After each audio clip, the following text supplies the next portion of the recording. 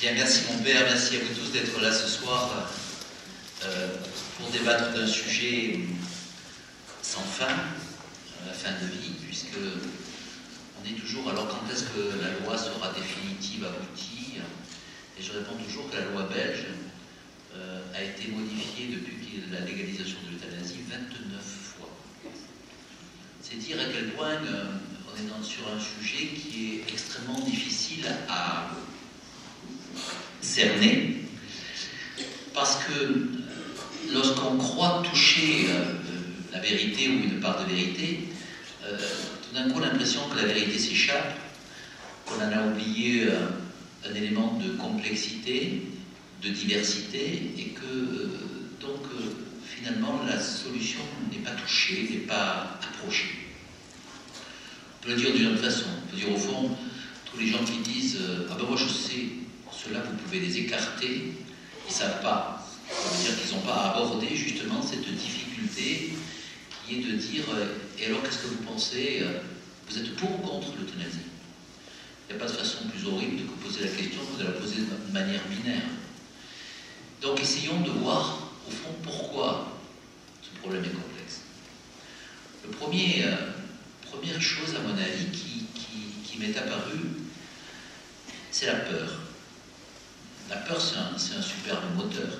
C'est un superbe moteur à l'envers, c'est-à-dire c'est un superbe moteur pour faire machine arrière, pour paralyser, pour angoisser. La peur de la maladie, la peur de ce que je mange, la peur de l'autre, la peur de demain. Tout ça est un élément qui est très fondamental parce qu'on ne rassure pas la peur. Quand on vous donne une bonne raison pour ne pas avoir peur, vous continuez à avoir peur. Je dirais même que quelquefois la raison qu'on vous a donnée pour ne pas avoir peur est une raison d'alimenter la peur. Je vous dis ici par exemple, vous savez qu'il y a 3 personnes parmi nous qui ont une tuberculose résistante à tous les médicaments et c'est très contagieux. Vous riez, vous ne croyez pas. Il y en a un qui va me croire. Et si je le dis pas sur ce ton-là, mais si je le dis sur un ton bien senti, bien affirmé, ben à un moment donné, celui qui va rentrer chez lui va tousser, va dire « Attends, vous n'êtes pas sûr que finalement… » Alors vous allez interpeller le curé de la paroisse et vous allez dire « Il faut tout désinfecter. » Il va dire « Ça ne sert à rien, c'est pas vrai qu'il y a des tuberculoses. » Si, il faut tout désinfecter. Finalement, il va céder, il va tout désinfecter. Et celui qui a toussé dira « Vous voyez bien qu'il y avait de la tuberculose. La preuve, c'est qu'ils ont désinfecté. » Il y a un piège dans la peur. Et cette peur, elle est double. Il y a une peur de l'homme qui sait qu'il va mourir, donc il le sait. Paradoxalement, il n'a pas peur. Il n'a pas peur parce que c'est une chose de le savoir et une autre chose de le vivre. Allez demander à la jeunesse de notre pays s'il a peur de mourir. Il sait qu'il va mourir, mais il n'a pas peur de mourir. C'est loin. D'ailleurs, tant qu'il n'y a pas le mur qui se rapproche, finalement, la mort, ça n'existe pas. Je vis comme immortel, puisque je continue à faire des projets. Ah oui, bien sûr, quand j'ai passé 60, je ne fais pas des projets à 50 ans. Mais quand même, de temps en temps, on se surprend à dire oui, mais là, j'aurai 102 ans quand même, donc peut-être c'est pas raisonnable de penser que, mais quand même, je continue à projeter. Il n'y a qu'un moment où je ne projette plus, c'est quand je vous dis vous avez une maladie grave, incurable, et peut-être dans 1 an, dans 2 ans, vous ne serez plus là. Là, quel que soit votre âge, tout d'un coup, la mort c'est l'horizon, elle s'éloigne chaque fois que je marche vers elle, mais là, l'horizon s'arrête, et je me rapproche d'elle. Je ne sais pas à quelle vitesse, mais enfin je m'en rapproche. Donc au fond, on n'a pas tellement peur de la mort, et puis on a raison, parce qu'on vit tellement plus vieux qu'il y a 10 ans ou 15 ans, et on continue à vivre plus vieux, puisque les petites filles qui naissent cette année, l'année dernière, si ça peut vous faire plaisir, elles auront 100 ans. Elles devraient vivre 100 ans, s'il n'y a pas de déséquilibre particulier. 100 ans, c'est long. Donc, nous sommes, par la pensée, immortels. Mais nous avons peur, pas tellement de mourir, mais de mal mourir. Le mal mourir est une peur qui nous étreint. D'abord parce qu'on n'a pas envie de souffrir, on a bien raison. Et on continue à mourir en souffrant dans ce pays, en souffrant physiquement et quelquefois en souffrant moralement et physiquement. On meurt seul, souvent. Du du moins on a peur de mourir seul. Alors que finalement, c'est pas très vrai. Et la plupart des gens meurent avec quelqu'un auprès d'eux, un soignant, une famille, en tout cas une présence humaine. Et puis on a peur de mourir dégradé. Ça, c'est une grande peur du XXIe siècle, des sociétés évoluées. On veut vivre jeune jusqu'à 90 ans et mourir dans son sommeil, 90 un peu jeune encore. Enfin très très très vieux, et puis s'endormir, ne pas se réveiller. Au fond, cette société nous dit que la mort est tabou et que si on n'en parlait pas, et si le mort en tant que corps mort n'existait pas, ça serait mieux. Puis notre société a évolué, elle fait en sorte que dans mon enfance, ceux qui ont des cheveux comme moi s'en souviennent, la mort était portée, l'endeuillement était porté. Le deuil était un élément de solidarité, un élément de communion au sens humain de la famille qui se réunissait avant que le mort ne meure d'ailleurs. Et puis ensuite, porter un élément qui faisait qu'aujourd'hui vous pouvez avoir dans un repas, après avoir raconté la dernière blague à la mode, quelqu'un qui dit mon père est mort avant-hier. Ça se faisait pas avant. Avant, il y avait une période de vide dans laquelle on s'interdisait une certaine convivialité, et puis en même temps on marquait sur son vêtement qu'on était en deuil et qu'on ne pouvait pas être accessible à un certain nombre de joies ou de plaisanteries qu'on ne s'interdisait pas, mais dont on savait très bien qu'on n'était pas apte. Donc cette mort un peu escamotée, cette mort que les sociologues appellent obscène, n'est plus dans l'espace. Et comme elle est passée du familial et de la maison familiale à l'hôpital, elle s'est médicalisée. En se médicalisant, elle a exclu la famille. Elle a surinvesti dans la technique et donc donné une impression que la mort, qui était une mort noire, avec le deuil, le curé, on rappelle toujours que mon arrière-grand-mère, quand le curé est rentré, elle a dit le capellan arrive, je vais mourir. Donc, quand même que le curé, quand il rentrait, vous savez, sauf s'il était un ami de la famille, on savait quand même qu'il y avait un petit élément annonciateur. Comme le curé, pardon, je ne dis pas ça parce qu'il ne vient plus ou n'est plus fréquent dans les familles à ce moment-là, c'est le médecin qui a pris cet espace. Il a occupé cet espace et donc on a médicalisé la mort. Et donc, la deuxième peur, c'est ces médecins, ils sont performants, il ne faudrait quand même pas qu'ils s'acharnent. Et comme je ne veux pas mal mourir dégradé, j'ai pas envie qu'ils aillent au-delà du nécessaire. Après, on peut discuter tout à l'heure, si vous voulez, qu'est-ce que c'est le juste soin? Quand est-ce que j'en fais trop? Quand est-ce que j'en fais pas assez? Quand est-ce que je suis dans l'acharnement thérapeutique? Et quand est-ce que je suis dans ce que les médecins appellent l'obstination déraisonnable? Où il y a un moment, il y a quelqu'un qui vous tape sur l'épaule et qui dit bon, maintenant arrête, tu vois bien que ça ne sert à rien ce qu'on fait. Tu vois bien que ça n'a pas de sens.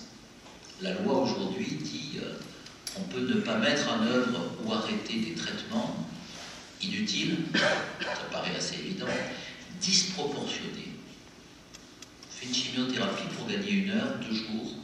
Est-ce que c'est justifié de faire ça et de faire une souffrance digestifs, des nausées, des vomissements, des vertiges, pour gagner quelques heures? Est-ce raisonnable? Ou qui n'a d'autre but? On peut arrêter ou ne pas mettre en œuvre les traitements inutiles, disproportionnés, ou qui n'ont d'autre but que le maintien artificiel de la vie.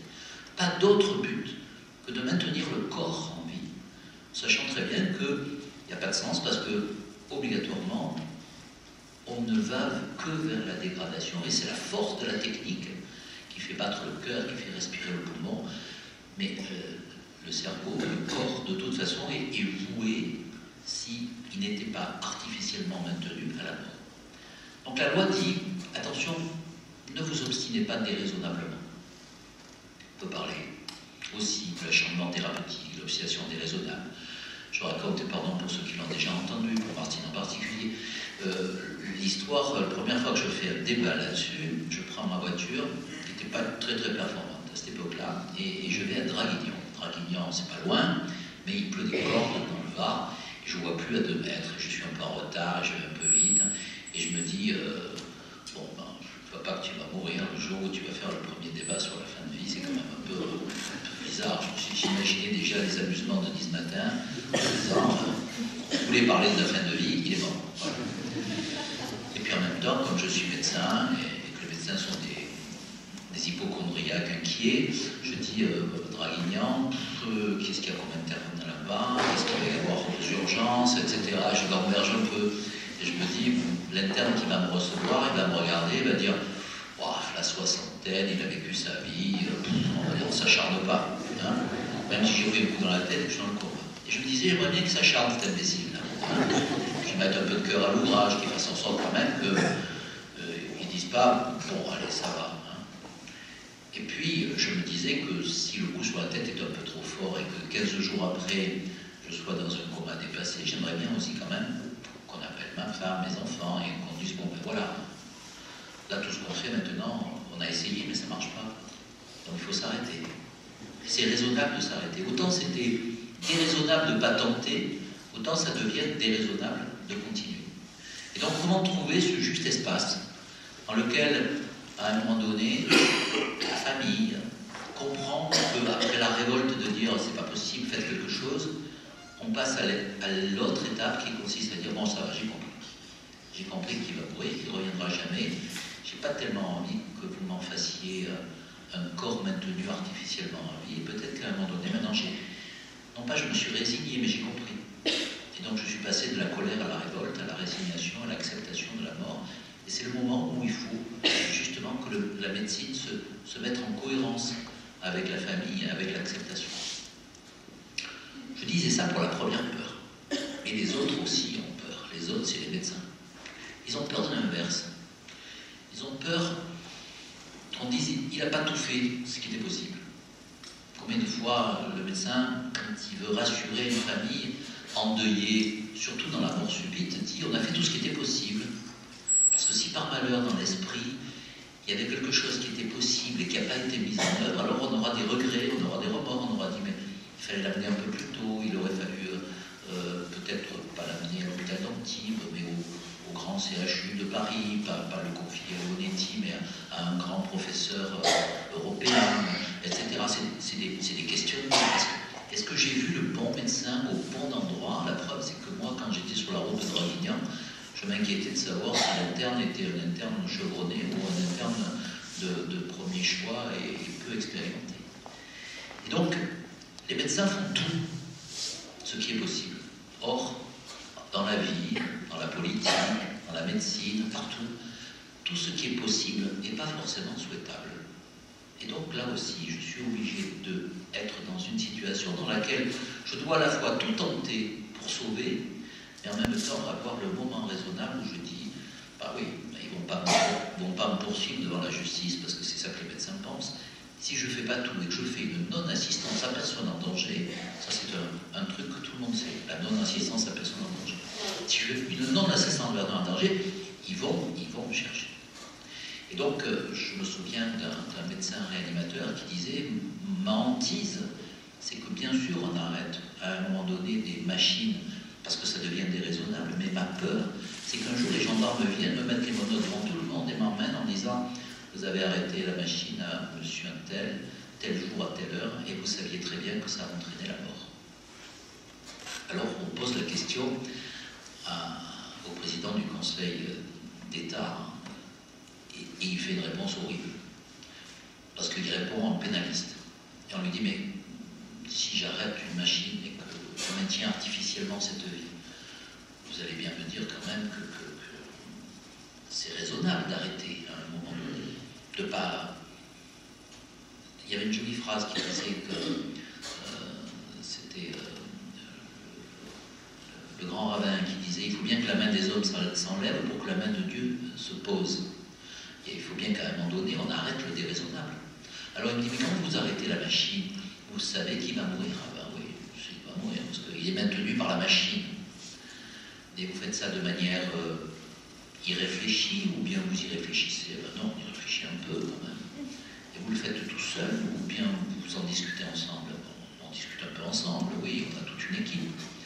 Oui, donc c'est un homicide, avec préméditation, en bande organisée, ça correspond à 30 ans de réclusion. Ça ne rassure pas.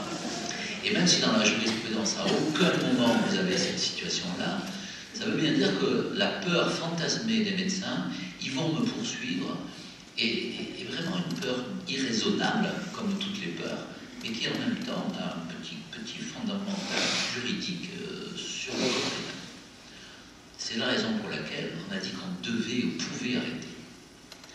Et un autre débat qui est un peu compliqué en dehors de ces peurs, c'est que, au fond, c'est facile si je distingue le bien du mal, si je distingue le vrai du faux. Mais là, j'ai un conflit de valeurs, j'ai vraiment le bien contre le bien. Quand le bien se bat contre le bien, c'est difficile de distinguer le bien. Qu'est-ce que c'est le bien? Au fond, comment je fais émerger deux choses fondamentales qui sont des piliers de notre civilisation, des piliers forts, la liberté, l'autonomie de la personne, le respect de la personne dans ce qu'elle exprime. Et donc, en République, ça s'appelle liberté, ça s'écrit liberté. En éthique, ça se dit autonomie. C'est-à-dire que je peux décider pour moi. Je ne suis pas une chose. Et puis de l'autre côté, ce qu'on pourrait appeler en langage républicain la fraternité, en langage social la solidarité, en langage éthique la vulnérabilité. Comment je fais coïncider, ou plutôt s'opposer, ou plutôt s'allier une éthique de l'autonomie et une éthique de la vulnérabilité? Il est en face de moi, il souffre. Moi, je suis le sachant. Et lui, il est le souffrant. À côté, il y a l'accompagnant. C'est un proche. C'est la femme, c'est le fils, c'est la compagne, c'est le voisin qui s'en occupe. C'est le proche. Il est intéressant, celui-là, parce qu'il est le lien entre la vie et l'affectif. Et puis, il y a celui qui sait, c'est le corps médical, et puis il y a celui qui est concerné, qui souffre. Drôle de triangle dans lequel on se dit, mais qui décide? Et souvent, on a l'impression que c'est le médecin qui décide à la place d'eux, et qui ruine donc la capacité d'autonomie, qui doit toujours être tenté d'émerger, parce que même celui qui a un Alzheimer, on doit encore le respecter, essayer de faire émerger cette petite volonté, cette flamme d'envie, cette flamme de bonheur. Parce que si je dis, bon, de toute façon, lui, il ne joue pas, il ne compte pas, à ce moment-là, je nie son humanité. Si dans le coma, je dis, bon, ben, on décide, mais lui, il ne compte pas, je nie son humanité. Donc, lui, il compte, même quand il ne parle pas. Autonomie, vulnérabilité. En même temps, admettons, il parle et il me dit, bon, maintenant, ça suffit. Moi, maintenant, je veux mourir. Je ne veux pas, vous m'avez mis des médicaments pour ne pas souffrir, vous m'avez mis des médicaments pour me soulager, et moi je veux mourir parce que cette vie n'a plus de sens. Donnez-moi la mort, vous pouvez le faire. Vous savez très bien que je vais mourir dans peu de temps, accélérer ce processus, je me sens inutile pour la société, inutile vis-à-vis de ma famille. D'ailleurs, vous avez constaté qu'elle vient de moins en moins me voir, donc je suis en même temps abandonné. Et puis en même temps, j'ai mal. J'ai mal, et puis j'ai plus que mal, parce que non seulement la douleur physique, vous me la calmez avec des produits, mais ces produits entraînent des inconvénients, et je ne peux plus bouger, et j'ai des nausées, j'ai des troubles du transit. Ça n'a plus de sens tout ça, arrêtons. Qu'est-ce que j'écoute? Je fais émerger sa vulnérabilité ou je fais émerger son autonomie? Comment je fais pour l'écouter, le suivre, plus que l'écouter encore, sans pour autant altérer justement ce qui est la capacité de moi de lui dire non. Pourquoi je lui dis non? Je vais vous poser plein de questions, hein. Vous ne croyez pas que je vais vous éclairer en quoi que ce soit. Moi, je suis rempli de doutes, donc je ne vois pas pourquoi je vous en balancerai pas quelques-uns en difficulté. Donc il y a une double peur qui s'affronte dans une société qui nie l'existence de la mort, et puis vous avez un conflit de valeurs, et puis en même temps, on n'est pas dans un salon, On n'est pas en train de boire le thé et de dire, et vous, qu'est-ce que vous pensez de l'éthique, de la vulnérabilité? Il est là, le malade. Voilà. Il est là, le mourant. Il est en face de vous. Et de décider ou de ne pas décider, c'est une décision. Et de dire oui ou de dire non, de faire ou de ne pas faire, c'est un engagement. Parce que l'éthique, c'est une pratique. C'est-à-dire que toute morale qui ne s'incarne pas n'a pas de raison d'être morale. Toute discussion de salon qui ne aboutit pas sur une décision serait le chirurgien qu'on appellerait, qui viendrait et qui regarderait le ventre et puis qui dirait, bien, il y a au moins 3 raisons pour opérer, et puis il y a 3 raisons pour ne pas opérer, et puis il faut réfléchir, et puis voilà. Non, on doit répondre. C'est un pragmatisme, l'éthique sur la fin de vie. Et je dois répondre, en sachant que de toute façon, ma réponse est mauvaise. Parce que je suis en fin de vie, et de toute façon, ça finit mal. Et donc, je dois trouver un cheminement qui fasse que je me trompe le moins possible, que je fasse le moins mal possible. Le moins de mal possible. Si je vais un peu plus loin, je me dis finalement, qu'est-ce qu'il me dit, le malade? Qu'est-ce qu'il dit? À partir du moment où vous lui avez fixé l'horizon et qu'il a compris que l'horizon se rapprochait, et que finalement, oui, il était mortel, il était tellement mortel qu'il allait mourir. Bien, il vous pose la première question, il vous dit, est-ce que je vais souffrir? Le premier engagement que les hommes, vis-à-vis de cet homme, peuvent dire, c'est tu ne souffriras pas, je ne te laisserai pas souffrir. C'est un engagement qui est pas rare. C'est pas rare que les malades demandent ça, surtout quand ils ont une maladie dont ils savent qu'elle peut entraîner des douleurs. Le deuxième, c'est, est-ce que je vais être seul? Est-ce que je ne vais pas être abandonné? Et la deuxième chose que doit dire, non pas que le corps médical, mais la société entière, je ne t'abandonnerai pas. Et puis comme il a peur qu'on en fasse trop, il faut lui dire, je resterai raisonnable. C'est-à-dire, je ne te prolongerai pas au-delà du nécessaire. Et au fond, la loi de 2005, elle ne dit que ça.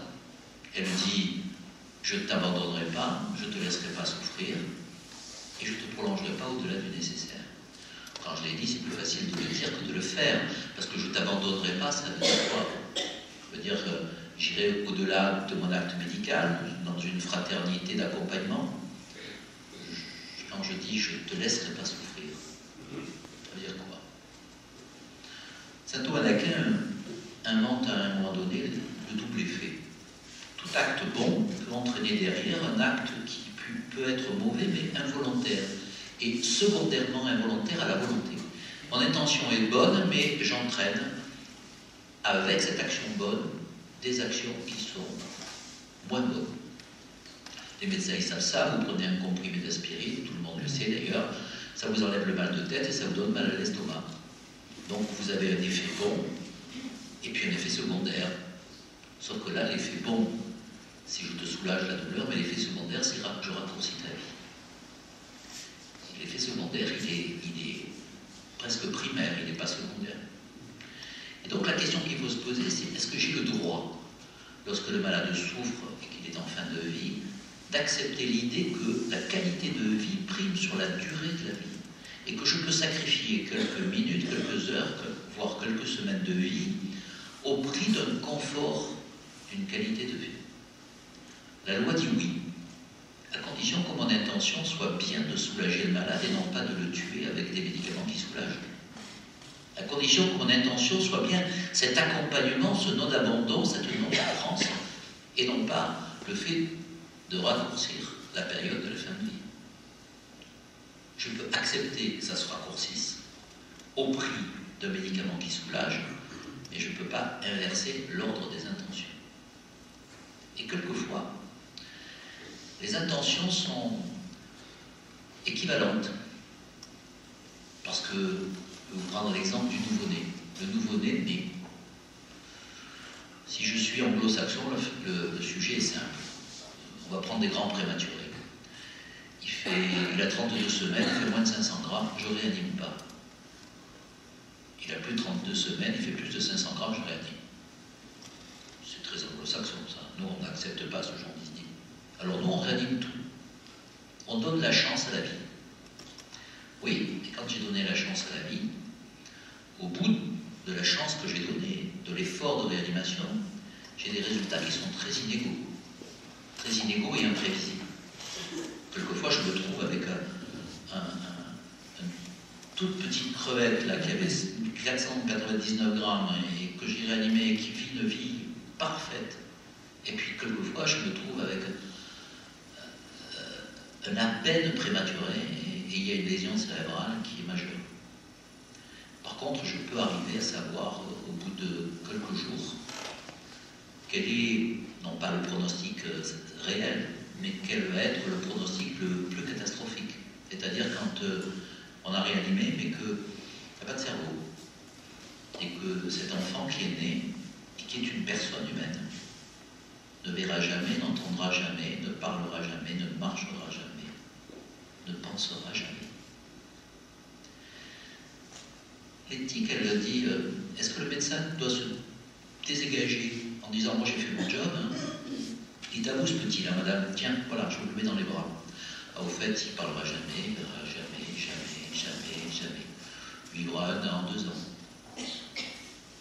Quelle est la responsabilité à ce moment-là de la société qui a entraîné une réanimation et qui a bien fait de le faire, mais qui a un résultat, non pas d'un handicap, mais d'un handicap tel qu'il n'y a même pas d'amorce de commencement de vie. Vous avez bien compris que je ne parle pas en religieux, je parle en terre des hommes. Là. Et cette femme qui reçoit cet enfant, elle va dire, ne croyez pas que vous auriez mieux fait de ne pas le réanimer, plutôt que de me donner un enfant dont la durée de vie est limitée, mais dont la vie est absente, puisque il aura uniquement un réflexe de succion. Alors il y en a qui disent, ben, c'est simple, ben, vous arrêtez de faire les traitements. Eh oui, mais un bébé, c'est bébête.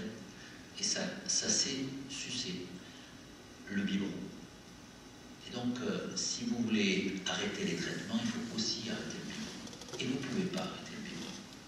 Parce que dans une conception qui est la nôtre, on ne laisse pas mourir un nouveau-né de faim.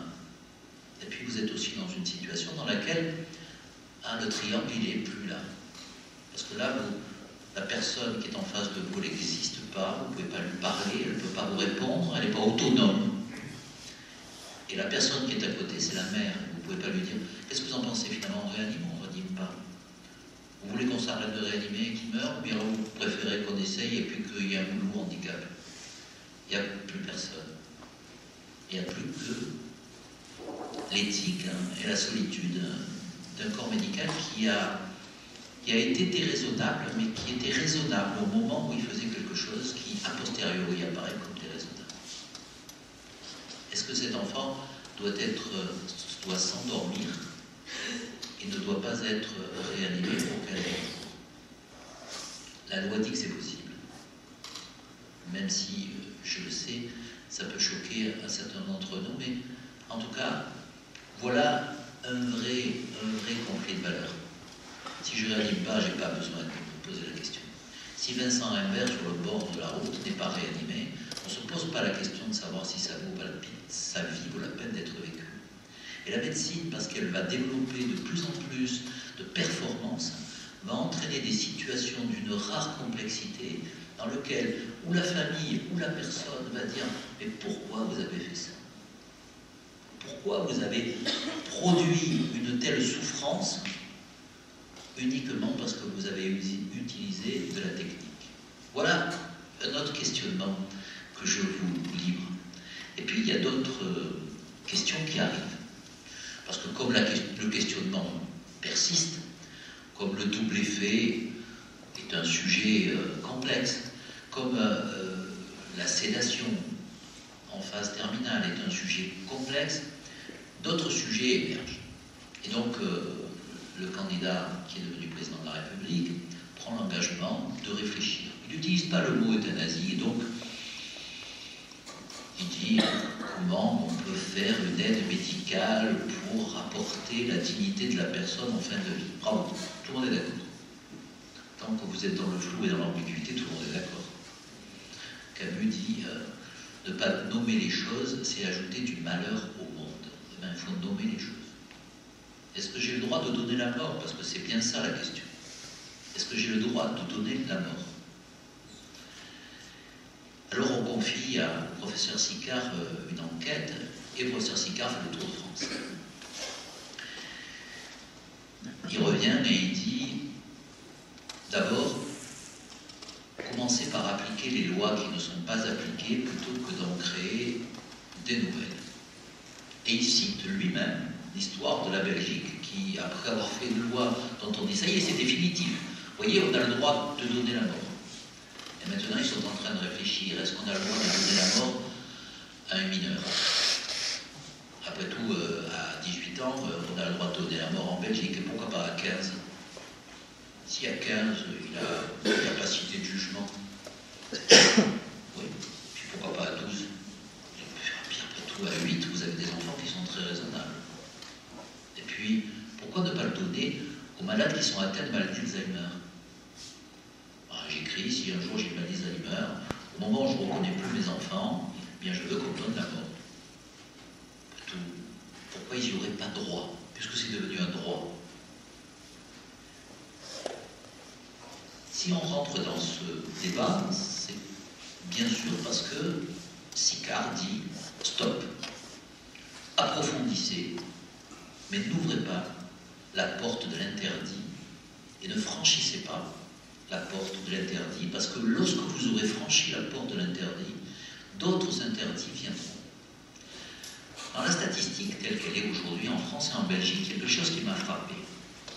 On a écrit à 1000 médecins en France et 1000 en Belgique. On leur a demandé, dites-nous la vérité, dites-nous comment ça se passe. Le résultat, c'est qu'il y a environ 0,8% de malades qui meurent en France et qui sont euthanasiés. On va essayer de donner une définition simple. L'euthanasie, c'est quand même le malade qui demande, le médecin qui donne un produit létal, un produit qui tue. Ne confondons pas avec ce qu'on a dit tout à l'heure, parce que 50% des Français meurent avec une limitation ou un arrêt des traitements. Limitation ou arrêt des traitements, c'est celui qui dit, bon, on ne fait pas la chimiothérapie, mais ça ne sert plus à rien. Donc on a limité raisonnablement le traitement. C'est pas ça qui a tué le malade, c'est sa maladie. Donc revenons à ce 0,8. On va en Belgique. Bon, les Belges font 2%. C'est normal, c'est légal. Donc on peut dire finalement, il y a un 0,8 en France clandestin et un 2% en Belgique autorisé. Et ce qui est plus intéressant, c'est le nombre de malades qui reçoivent la mort sans l'avoir demandé. 0,6 en France. 1,8 en Belgique. Tout se passe comme si, au fond, d'avoir levé la barrière de l'interdit de la mort, de donner la mort, d'une manière légale, donner une certaine permissivité au fait que l'on peut donner la mort à celui qui ne l'a même pas demandé. Et donc, de pousser un repère, de pousser une barrière, eh bien ça pousse obligatoirement l'idée que, bon, ben, c'est autorisé, on peut le faire. Le fait, par exemple, qu'en Hollande, il y ait plus d'euthanasie clandestine qu'en France. Il ne devrait pas y en avoir dans un pays qui a légalisé l'euthanasie. Eh bien, il y en a plus qu'en France, il y en a 1,2. Il y a plus d'euthanasie clandestine en Hollande qu'en France. Il y a plus d'euthanasie clandestine en Hollande que de non clandestine. Et comment ça marche? Ben parce qu'à un moment donné, il faut cocher une trentaine de cases pour savoir si vous avez le droit de donner la mort en Belgique. Ah, en Hollande. Dès l'instant où vous savez qu'en cochant les cases, de toute façon vous allez pouvoir donner la mort, ben vous ne pratiquez pas à cocher les cases. Vous dites j'ai le droit, oui, il veut, ben on fait. Donc on voit bien comment le système est poreux et combien le système du domino existe vite, parce que aucun élément ne sera jamais satisfaisant. Alors il y a l'autre versant, qui est le suicide assisté. Donc finalement, on ne va pas donner la mort aux gens, ils vont se donner la mort tout seuls. On va simplement leur porter le verre, mettre le produit à l'intérieur du verre, puis on leur dit, voilà, quand vous avez envie, vous le prenez. Et comme éventuellement ils peuvent ne pas le prendre, on vient et on le leur donne. L'euthanasie à la Suisse, ça n'existe pas. L'euthanasie est interdite, le suicide assisté autorisé. Le suicide assisté, 30% des Suisses qui bénéficient, entre guillemets, du suicide assisté n'ont pas de maladie grave et incurable. Ils sont fatigués de vivre. Ils ont un âge certain, ils ont perdu une partie de leur famille, ils sont isolés, ils ont des rhumatismes, ils ont un peu mal partout, ils ne sont pas bien dans leur peau, et ils disent à quoi ça sert. Voilà, il n'y a plus de sens. Donc je demande à ce qu'on me donne la mort, et on la leur donne. Au bout de la logique, puisqu'on va au bout de la liberté et de l'autonomie, pourquoi on ne la donnerait pas aux malades mentaux? Et d'ailleurs, en Suisse, il y a une partie de gens qui ont des maladies mentales et qui aussi ont été, le terme est inexact, ont bénéficié du suicide assisté. Vous voyez le conflit entre la vulnérabilité et l'autonomie. Qu'est-ce que je dis à quelqu'un qui dit « je suis désespéré, la vie va avoir plus de sens », une société qui leur dit ben, « oui, vous avez raison, votre vie n'a plus de sens, donc vous pouvez dégager ». Est-ce que ce n'est pas une société qui, à force de prôner comme valeur la force, la performance, la rentabilité, l'utilité, finalement celui qui n'est pas jeune, performant, utile, rentable, il finit par dire « je sais à quoi, voilà ». Bah, tu pèses quand même, parce que tu coûtes à la sécurité sociale. Voilà. Et puis la famille, elle ne peut pas partir en vacances. Et puis ça coûte de l'argent, et puis il faut se déplacer. Voilà. Faisons bien peser le poids dessus. Et après on dit, vous avez vu, il voulait mourir. Mais là, toute la société lui dit qu'il doit mourir. Et donc finalement, il ne fait que ce que la société lui a dit d'exprimer. Sartre, qui n'est pas mon philosophe préféré, dit, on n'a jamais honte tout seul. Pour avoir honte, il faut que quelqu'un vous regarde. Et au fond, la dignité de la personne, il se lit dans le regard de l'autre. C'est l'autre qui vous regarde et qui vous dit « t'es pas digne ». Tant que celui qui vous regarde, même si vous dites « je suis pas digne », et que celui qui vous regarde dit « tu es encore digne et tu vaux encore pour moi », si la société passe ce message, alors on veut encore pour lui. Mais si la société dit « mais t'as raison, mais tu vaux, mais bien sûr, tu n'arrives pas à marcher, comme je te comprends de ne pas vouloir vivre sans marcher. » Et pourtant, si je vous pose la question, en vous disant, si vous êtes totalement paralysé, aveugle, etc., est-ce que vous préférez mourir qu'être comme ça? Peut-être qu'il y a un certain nombre d'entre vous qui diront, moi je préfère mourir. Et si je vous pose la question encore plus vicieuse que ça, est-ce que vous préférez souffrir atrocement pendant 15 jours, puis mourir, ou mourir tout de suite avant les 15 jours? Comme ça qu'on pose la question en français sur l'euthanasie. Ils disent, ben moi je préfère mourir tout de suite. Ah, vous voyez bien qu'ils veulent l'euthanasie.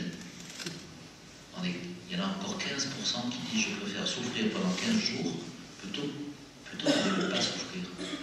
C'est ça qui me paraît aberrant. Moi je pense que tout le monde devrait répondre, vous préférez vivre 15 jours de plus en étant torturé par la souffrance ou 15 jours de moins? Ben, je préfère 15 jours de moins. Et vous voyez bien que la question est mal posée et qu'en même temps, la société, quand elle fait une loi, elle a une valeur de norme, mais en même temps, elle a une valeur de symbole. Une société qui dit, vous pouvez vous suicider. Une société qui dit, parce que vous êtes trop vulnérable et que vous allez mourir, il vaut mieux accélérer. C'est une société qui nie la vulnérabilité, ou plutôt qui la considère comme devant s'exclure du monde qu'elle handicape. Tu n'es pas seulement handicapé, tu handicapes tout le monde. Le fait que tu traînes derrière empêche le monde d'avancer. Et donc, puisque tu empêches les gens d'avancer, le mieux, c'est que tu décides de t'arrêter. Et paradoxalement, tu le demandes. Et je te laisse souffrir. Généralement, et pardon encore pour ceux qui l'ont déjà entendu, je ne cherche pas mes sources dans Saint Paul, qui dit pourtant, quand je suis faible, je suis fort. C'est intéressant de dire, quand je suis faible, je suis fort. Si vous réfléchissez à ce que ça veut dire que quand j'ai conscience de ma vulnérabilité, c'est là que je prends ma plénitude de mon humanité. Mais, allez, on va faire dans le mail. Prométhée va chercher le feu aux dieux. Il leur vole le feu, et par générosité, c'est un humain qui veut servir l'humain. Il vole le feu aux dieux et il le ramène aux hommes.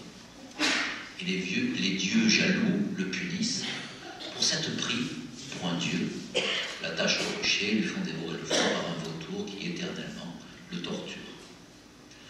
On peut dire quand même, drôle de vision qu'avaient les Grecs de la divinité, puisque la divinité se venge, et qu'en même temps, l'homme qui est venu essayer de libérer ses congénères a été puni. C'est très injuste. Mais il faut savoir que les Grecs pensaient qu'il y avait une vertu qui était némiste, la stabilité, l'équilibre, et une absence totale de vertu qui était l'hybris. C'était celui qui défiait le monde, qui se montrait, qui interpellait les dieux, et qui, par orgueil, se prenait pour les dieux. De temps en temps, la médecine moderne, elle est un peu prométhéenne. Bien sûr qu'elle cherche la puissance au service des autres, mais en même temps, le fait que beaucoup de gens, finalement, finissent par dire « on m'avait sauvé la vie », le fait qu'on ait l'impression qu'on peut faire basculer de la mort à la vie, le fait qu'on puisse empêcher la mort d'arriver ou la retarder, donne effectivement cet instinct de puissance qui existe. Et puis un jour on est puni parce qu'on n'est pas attaché à un rocher, mais le mur de la mort vient dire non, celui-là tu n'arrives pas à le sauver. Alors il y a deux attitudes là-dedans.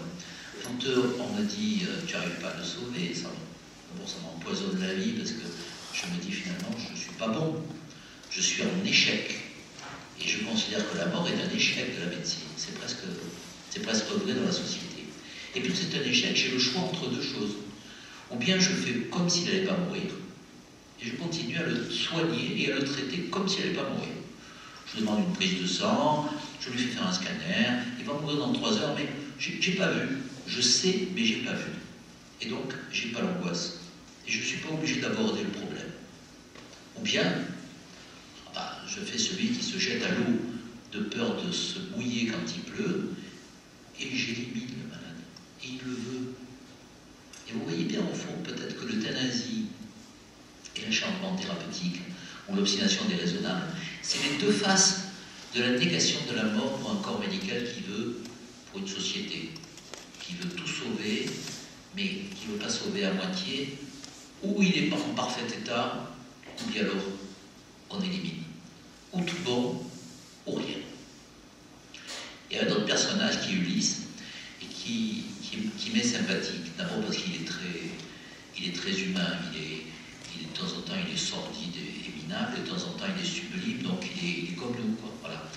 Et la preuve c'est que de temps en temps il se déguise en mendiant, il essaye de tromper sa servante en se déguisant en autre chose, et il fait croire au pauvre cyclope qui s'appelle personne, pour qu'on puisse pas le truc. Il est malin, et il essaie de s'en sortir. Il ne se prend pas pour un dieu, lui. Il ne se prend pas pour un dieu, en même temps, il a une obsession, il veut rentrer à la maison. Il veut rentrer à la maison, voir Pénélope, voir son fils, voir son foyer. Il a d'ailleurs construit son lit sur un olivier, à l'intérieur de l'olivier, pour bien montrer que le lit conjugal, là où il a sa famille, c'est la racine de son foyer. Donc il est parti, il a fait la guerre de Troie, il a fait rentrer le cheval de Troie, et à un moment donné, il se trouve dans une situation assez particulière, c'est l'épisode des sirènes. L'épisode des sirènes est intéressant, non pas tellement parce qu'il y a le chant des sirènes, qui ne sont pas des sirènes d'ailleurs, nous on imagine toujours les sirènes comme des poissons, les Grecs les imaginaient avec des ailes, les sirènes. Bon, peu importe. En tout cas, le chant des sirènes amène le marin et il se fracasse contre le rocher. Alors Ulysse, qui est malin, qui est un homme, il dit, écoutez, on va prendre de la cire, on va mettre de la cire dans les oreilles de mes marins, et on va passer. Alors tu te dis, lui aussi va se mettre de la cire. Non, lui il ne se met pas de la cire, et il dit, moi vous allez m'attacher au mât. Et il dit à ces marins, et quand je vous demanderai de me détacher, parce que je voudrais rejoindre le chant des sirènes, vous serrerez les liens encore plus forts. Il y a une belle symbolique, ça veut dire que moi je veux connaître, je veux écouter le chant des sirènes, mais je ne veux pas y céder.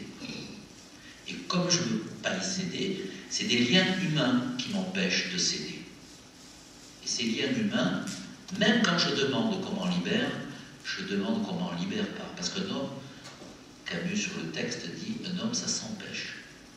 À un moment donné, ça dit là tu ne vas pas. Et en même temps, ça demande aux autres de ne pas y aller. Et donc, même si moi, j'exprime une liberté à un instant, une volonté, Les autres doivent dire non. Non parce que tu vaux. Et je ne te lâche pas, et je ne te défais pas les liens pour aller rejoindre le champ des cieux. Il y a un autre épisode encore plus incompréhensible, c'est l'épisode de Calypso. Il arrive sur l'île de Calypso, il arrive plein de choses dans ce pauvre Ulysse. Et quand il arrive sur l'île de Calypso, il rencontre une femme qui est belle, qui est jeune, et c'est normal qu'elle est belle et qu'elle est jeune, parce qu'elle est déesse. Elle ne lui dit pas, ils s'aiment pendant 7 ans. Et au bout de 7 ans, Calypso propose à Ulysse la jeunesse éternelle et l'immortalité. Et Homère dit, Ulysse regarde au-delà de la mer, la terre et les hommes. Ça veut dire, il dit non. Il coupe des branches, coupe des arbres, il va sur la mer, il sait qu'il va avoir la tempête de Poséidon qui lui en veut d'avoir tué le Cyclope qui est son fils, enfin ça peut toujours un peu compliqué là. Mais en tout cas, il dit non à la jeunesse éternelle et à l'immortalité. Parce qu'Homère dit, il ne veut pas perdre la mémoire.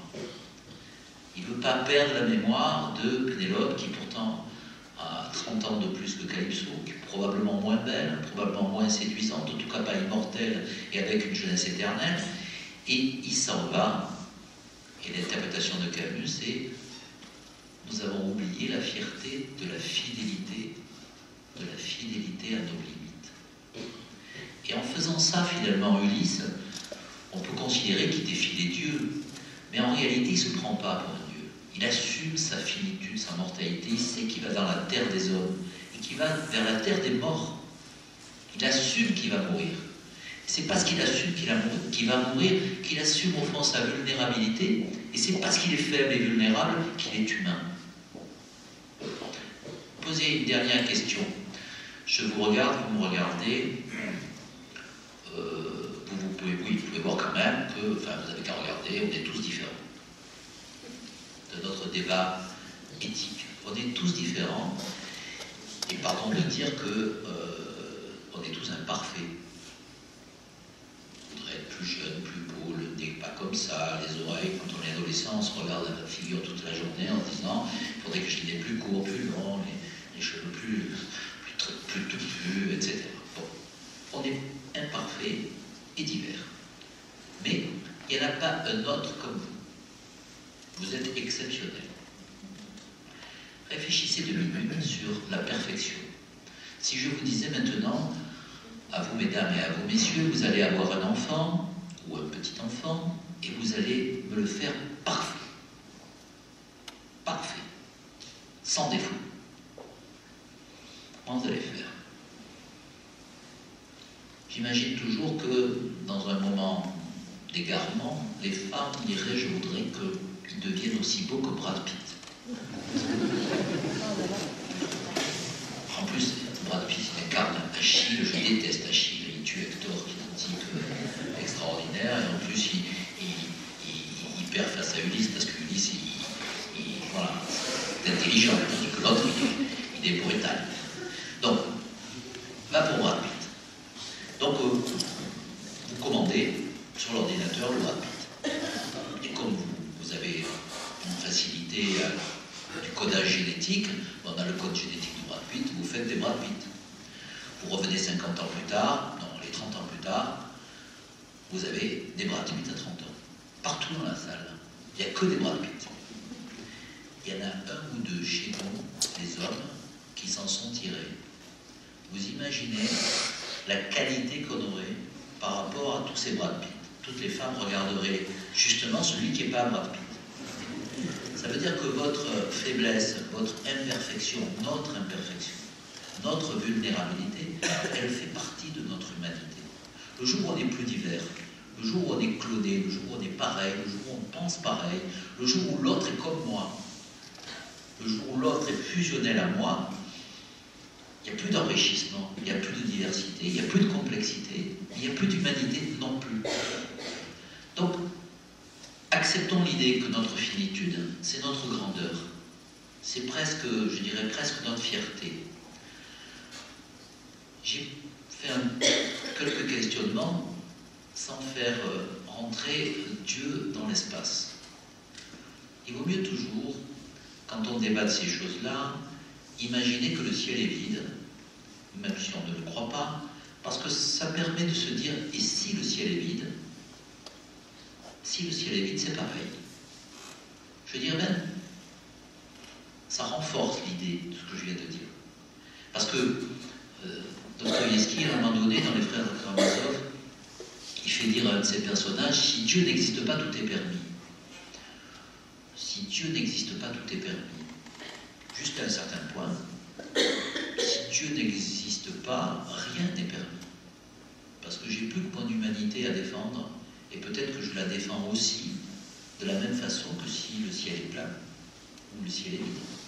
Cette fraternité dont je parle, cette vulnérabilité, cette fierté de nos faiblesses, que le ciel soit vide ou pas, je dois l'assumer en fraternité. Je dirais même que si j'ai la responsabilité, seul, dans ce monde vide et dans ce ciel vide, je suis bien obligé à ce moment-là de faire émerger cette solidarité de la vulnérabilité.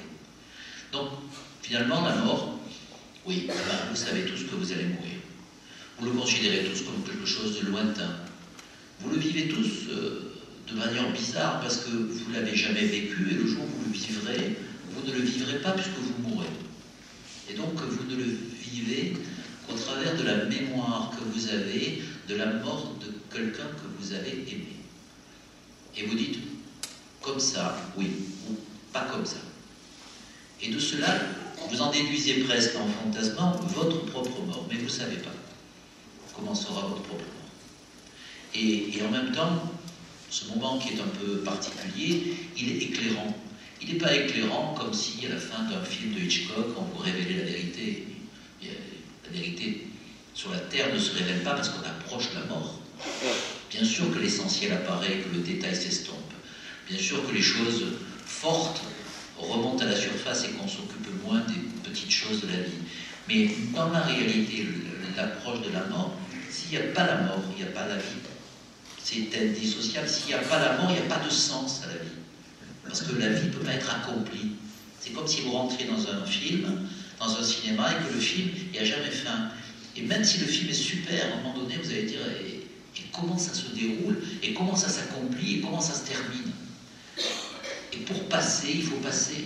C'est-à-dire, pour passer quelque chose aux autres, il faut bien avoir la conscience qu'on va passer, sinon vous ne passez pas de la même façon, puisque vous auriez le temps de l'éternité. Ulysse n'est pas fou. Il sait très bien qu'il tue sa vie en ayant l'immortalité. Et que l'immortalité va lui donner une immense banalité, une immense lassitude.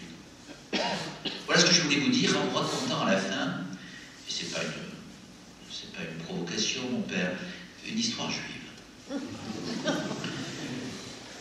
Dans le Talmud, raconte qu'il y a plusieurs siècles, il y avait un rabbin très saint. Et ce rabbin très saint approche de la mort. Approchant de la mort, les hommes qui l'accompagnent veulent qu'il reste avec eux. Et donc il prie pour qu'il reste vivant. Et puis, dans le ciel, l'Éternel fait chanter les anges pour qu'enfin ils soient libérés de sa contingence humaine et qu'ils viennent dans le bonheur éternel auprès du Très-Haut. Et comme les prières des hommes et les prières des anges sont aussi fortes, eh bien, il reste entre la vie et la mort.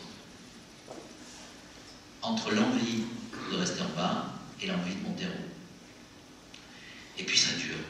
Et cette situation apparaît finalement comme insupportable, parce que plus les anges prient, et plus les hommes prient. Et puis, il y a une servante qui arrive, qui prend une cruche, et qui brise la cruche. Et au moment où la cruche se brise, ça fait du bruit, et les hommes s'arrêtent un instant de prier. Et à ce moment-là, c'est les anges qui gagnent, et le corps peut enfin aller au ciel. Si je raconte cette histoire, toujours complexe, comme toutes les histoires du Talmud, c'est bien pour dire que, à l'approche de la mort, il y a toujours des désirs de mort et des désirs de vie. Et que le désir de mort sur celui qu'on aime est légitime. Parce qu'on veut qu'il soit sorti de cette agonie, de ce combat agonie, ça veut dire combat en grec, cette agonie, et qu'il soit libéré. Mais en même temps, on a envie qu'il reste, parce que tant qu'il reste, il est vivant, il est avec nous, on peut le toucher, on peut lui parler, même s'il ne comprend pas. Et on peut avoir le temps de lui dire au revoir. Et lui-même, s'il est conscient, il a les mêmes contradictions. Il y a des moments où il dit à quoi ça sert tout ça. Et puis, comme m'avait dit un jour à Marseille, quelqu'un qui disait ça sert à rien que je vive, il vaut mieux que je meure tout de suite, etc. Et vous croyez que je serai vivant encore dimanche parce qu'il y a un match de l'OM, il n'est pas mort celui qui dit dimanche prochain. Celui qui dit dimanche prochain avec un objectif, il n'est pas mort. Il a encore envie de vivre au moins jusqu'à dimanche prochain, même si c'est pour une chose aussi futile que de savoir si l'OM marque un but au Paris Saint-Germain. Donc ça veut dire qu'on est parcouru tous par ces désirs de mort et ces désirs de vie. Il faut accepter que nos désirs de mort nous traversent. Il ne faut pas y céder. Il faut accepter d'avoir envie que celui qu'on aime, à un moment donné, nous quitte. Et il ne faut pas y céder. Parce que, comme le dit Camus, et comme on le disait tout à l'heure, un homme, ça s'empêche. Et donc, sur cette chose fondamentale, je continue à penser qu'il faut que l'homme s'empêche. Pardon d'avoir été un peu long, mais... Oula, très long. Et merci de votre attention.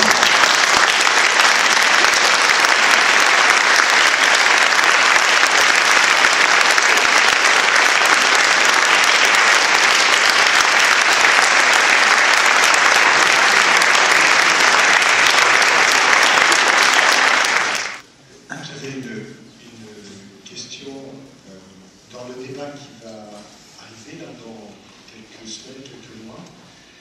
Est-ce que vous pouvez nous éclairer sur 2 ou 3 points qui émergent dans ce débat? Et puis, en vous écoutant, c'est vrai que toutes ces questions reposent la question du sens de la vie, d'accompagner une vie en fragilité. Il y a eu il y a quelques temps d'ailleurs un article, le témoignage d'Anne-Dauphine Julien, qui a écrit ce magnifique témoignage de petits pas sur le sable mouillé, un accompagnement de leur enfant avec un handicap très important, jusqu'au bout, combien le fait d'accompagner cet enfant jusqu'au bout a donné pleinement sens aussi au reste de la famille. Accompagner jusqu'au bout le faible me donne moi aussi de m'accueillir de ma propre faiblesse, aussi dans mon quotidien, de les accueillir mutuellement. Le comportement dans cette phase ultime de la vie a des retentissements sur l'ensemble de la société. Et ce témoignage d'Anne-Dauphine Julien, je conseille à tout le monde de voir lire ce livre magnifique. Et voilà. Est-ce que vous pouvez nous éclairer sur 2 ou 3 enjeux qui se dessinent, qu'on soit un peu préparé quand on entendra ces débats, à comprendre ce qui se passe? Sans vouloir décoder totalement les intentions du gouvernement, le président de la République a quand même demandé de saisir le Comité consultatif national d'éthique sur 3 sujets. Les 2 premiers sujets, je les ai moi-même abordés dans une interview à la Croix avant la démarche SICAR, donc je pense qu'il y a des choses à creuser dans les 2 premiers. Le premier, c'est les directives anticipées. Je suis face à ma finitude, puisqu'on vient de me dire que j'ai telle maladie. Je sais que telle maladie est mortelle. Et mieux, ou pire, comme j'ai Internet, je sais comment je vais mourir, ou comment je peux mourir. À partir du moment où je sais comment je peux mourir, je suis obligé d'inventer, d'imaginer ces éventualités. Et donc, envisageant ces éventualités, je peux dire à mon médecin, si je me trouve dans telle situation, je ne veux pas que vous fassiez telle démarche ou tel acte thérapeutique. C'est au fond un contrat dans la confiance et les 2 consciences d'un médecin. Mais aujourd'hui, comme les directives anticipées sont peu utilisées, peut-être faut-il essayer de mieux les exprimer, de les rendre, je dirais, plus contractuelles, plus contraignantes. Parce qu'on a un peu l'impression qu'on cause toujours, mais le médecin, de toute façon, il s'en affranchit. Il faut qu'il puisse s'en affranchir. C'est l'histoire du manteau que vous connaissez, vous ne la connaissez pas. Le monsieur a plus qu'un poumon, il a été opéré d'un cancer sur un poumon. Donc on lui a enlevé, il n'a plus qu'un poumon, et puis il fait une grippe, une bébête. Et puis comme il n'a plus qu'un poumon, il s'étouffe. Il arrive aux urgences, on le réanime. Et le médecin triomphant, comme tous les médecins triomphants, réanimateur, à la sortie, lui dit « Vous avez bien tiré, hein, quand même, hein, parce que pas passé loin hein, avec le poumon restant. » Et l'autre lui dit « Je m'en suis d'autant mieux tiré. Pendant qu'on me réanimait, je voyais ma veste sur le porte-manteau, et dans ma veste, il y a un papier qui disait qu'il ne voulait pas me réanimer. » Et vous comprenez qu'au fond, ce qu'il disait en disant « Il ne faut pas me réanimer », c'est si j'ai un autre cancer de l'autre côté, c'est pas la peine de me prolonger inutilement. Donc il y avait du sens dans ce qu'il disait, mais dans la circonstance, eh bien, on pouvait s'en affranchir.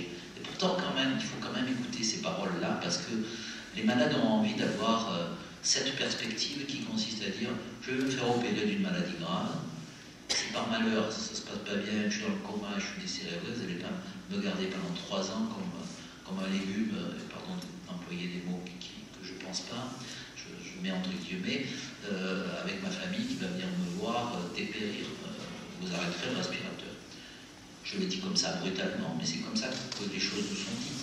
Donc peut-être qu'on peut écrire des choses qui disent « Je m'engage dans cette éventualité à ne pas faire ». Il y a des maladies dégénératives où à la fin on est sous respirateur. Il y a des gens qui disent « Moi, au moment où on arrivera à ce moment-là, je ne veux pas qu'on mette sous respirateur ».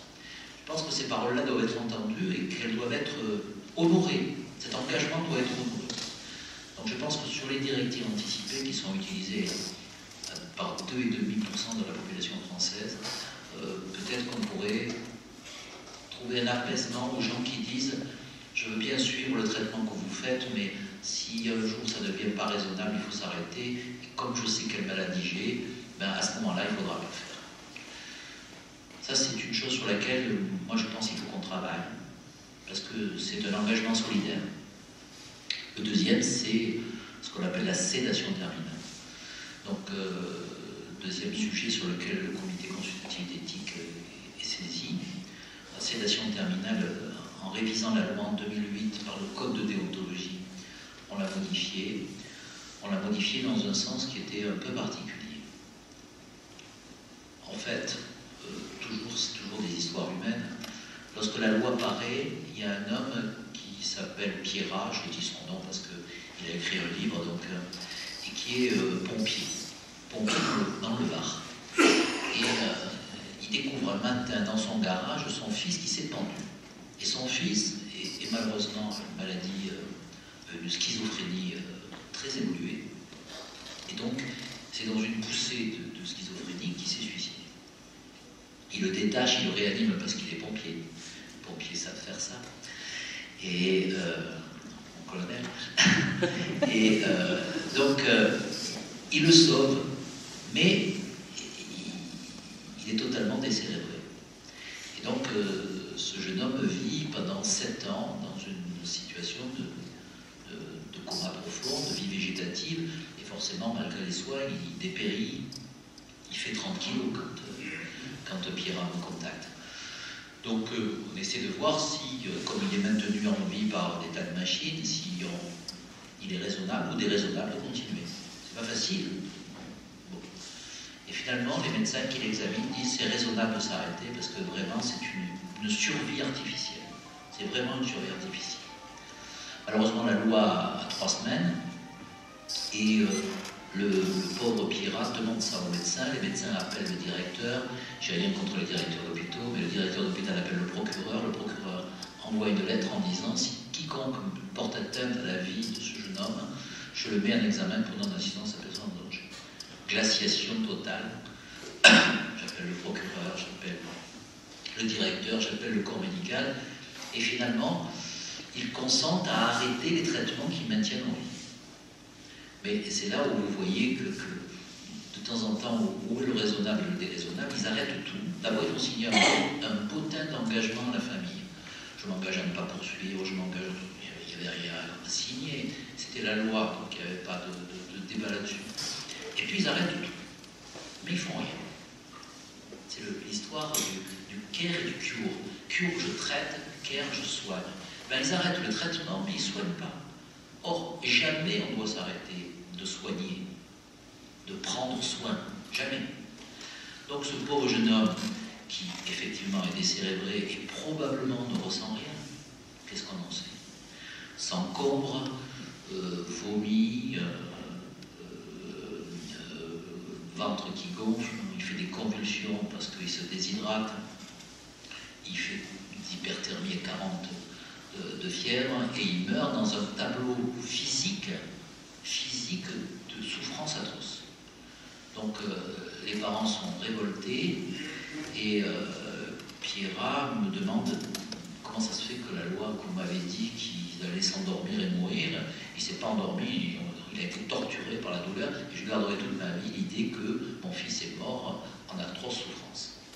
Donc 37 du code de déontologie, le 37 du code de déontologie est modifié. Et on dit quand on arrête un traitement salvateur, c'est-à-dire qui maintient en vie, on doit mettre en place un traitement qui accompagne avec des sédatifs et des antalgiques, avec deux idées. La première idée, c'est je ne sais pas s'il souffre, j'en sais rien. C'est pas parce qu'il ne parle pas qu'il ne souffre pas. Les gens dans le coma, de temps en temps, ils disent j'entendais ce qu'il disait, etc. On disait que les nouveau-nés ne souffraient pas, on s'est aperçu qu'ils souffraient. On disait que les grands vieillards ne souffraient pas, on s'est aperçu qu'ils souffraient. Pourquoi je prends le risque? Je débranche une machine et je sais qu'il va mourir. Je l'endors profondément et je mets des antalgiques et je sais très bien qu'ainsi, il ne souffrira pas. Et je peux dire à la famille, je vous garantis qu'il ne souffre pas. En même temps, je sais que ça va accélérer le processus de mort, mais quand même, il y a un moment où il faut être logique. J'ai arrêté le respirateur, je sais qu'il va mourir. Donc, mon objectif, c'est plus la qualité de cette fin de vie plutôt que de sa durée. Et enfin, je le dois, et ça c'est un peu particulier dans mon esprit, je le dois à la famille. La mort, c'est l'autre. Eh bien, je dois à la famille que cette personne quitte la vie avec un visage serein.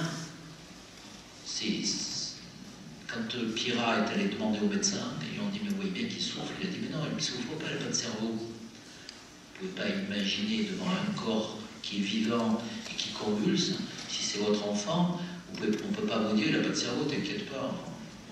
C'est pas envisageable. Donc, modification. Est-ce qu'il y a une autre modification? Moi j'en ai une, c'est vrai que j'avoue qu'elle est un peu limitée. Je me dis que quand je suis en fin de vie, je suis en fin de vie, et j'ai une souffrance qu'on n'arrive pas à calmer. C'est moi qui définis ma souffrance. J'ai quelques heures, quelques jours à vivre. Je dois pouvoir demander, après avoir dit au revoir à mes proches et fait ce que je souhaite, je dois pouvoir demander de dormir. De dormir avant de mourir. Ça ne veut pas dire qu'on va me tuer. Ça veut simplement dire que ces derniers moments, si j'ai une angoisse incoercible, ça arrive. Si j'ai une souffrance qu'on n'arrive pas à calmer, j'ai le droit, moi, malade, de l'exiger. C'est plus le médecin qui dit bon ben, on va faire une sédation, c'est le malade qui l'exige. C'est la deuxième modification que je pense qu'il faut faire, parce qu'elle donnera aussi la quiétude à tout le monde. Oui, à la fin de la vie, c'est moi qui dis. C'est moi qui dis maintenant vous dormez, je dis au revoir à tout le monde et vous ne me réveillez plus. Et dans 1 heure, 2 heures, 5 heures, 2 jours, je ne serai plus là. C'est une façon, à mon avis, de contourner le problème de la mort donnée et de faire en sorte, auprès de tous les Français, imaginent tous que c'est la belle mort, c'est de mourir en dormant. Là, on se dit au revoir, et puis on va dormir, et puis on se réveille. Et puis après, il y a le troisième élément sur lequel le président a voulu saisir le Conseil d'éthique, c'est l'Oregon. Suicide assisté à la mode Oregon. Je te donne le produit, il est chez toi, tu as 6 mois à vivre, si tu as envie de le prendre, tu le prends, si tu n'as pas envie de le prendre, tu le prends. Je dirais que pour les médecins, super. On a détaché enfin le soin, le traitement de la mort. Pour la société, c'est quand même une société qui dit oui, en fin de vie, il vaudrait mieux que vous accélériez si vous en avez envie, parce que c'est à vous de voir. Et l'argumentaire, c'est de dire qu'est-ce que vous voulez que je fasse? Moi j'entends toujours les gens, qu'est-ce que vous voulez qu'ils fassent? Alors qu'on se jette sous un train, qu'on se noie dans la piscine, qu'on s'ouvre la tête avec une hache. Alors que vous pouvez dire ça, ou parce que vous êtes médecin, les barbituriques, vous allez trouver, hein. Le médicament qui va vous tuer, vous allez le trouver. Mais nous, on ne le trouve pas. Et pourquoi? Au nom de l'égalité, le citoyen n'aurait pas les mêmes possibilités que vous. C'est comme les gens qui disent, vous avez remarqué, les policiers policiers se suicident par arme à feu. Et oui. Parce que les autres, ils n'en ont pas. Voilà. Donc c'est pas très anormal que les pharmaciens se suicident avec des médicaments et que les policiers se suicident avec des armes à feu. Mais donc, est-ce qu'il faut donner des armes à feu à tout le monde? Je plaisante. Mais il faut surtout peut-être se poser la question de dire qu'est-ce que ça veut dire symboliquement quand un malade a plus que 6 mois à vivre. D'abord, je ne sais pas si c'est vraiment 6 mois. De lui donner le médicament, de lui dire voilà, il est chez toi, tu le prends quand tu veux. Question autonomie, c'est pas mal. Question vulnérabilité, c'est quand même un pas très bon signal qu'on donne.